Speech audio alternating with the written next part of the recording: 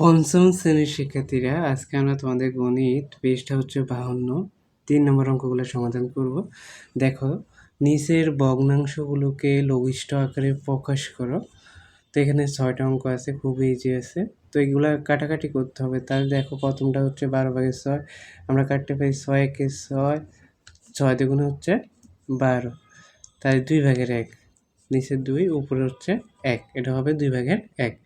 এখন দেখো 21/14, তাহলে আমরা এখানে 7 দ্বারা কাটতে পারি, 3 7 21, তারপরে 7 দুগুণে 14, তাহলে নিচে 3, উপরে 2, 3/2।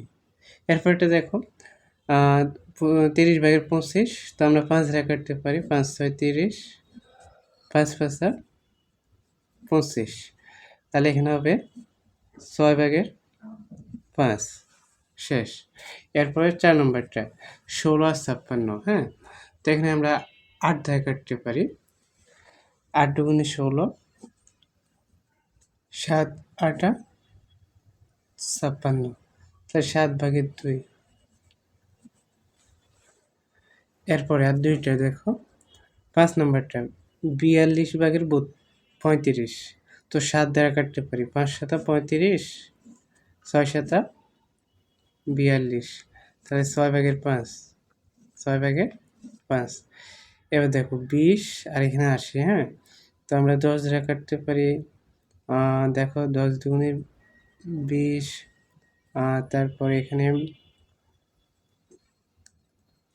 আর 10 এ 80 হবে, আবার কাটতে পারি, 2 একে 2, তারপরে 4 দুগুণে 8, তাই 4/1, 4/1। প্রথমে আমরা কাটলাম 10 দ্বারা, 10 দুগুণে 20 আর 8 10 80, আবার কাটা যায়, দেখো 2 একে 2, 4 দুগুণে 8, তাই 4/1।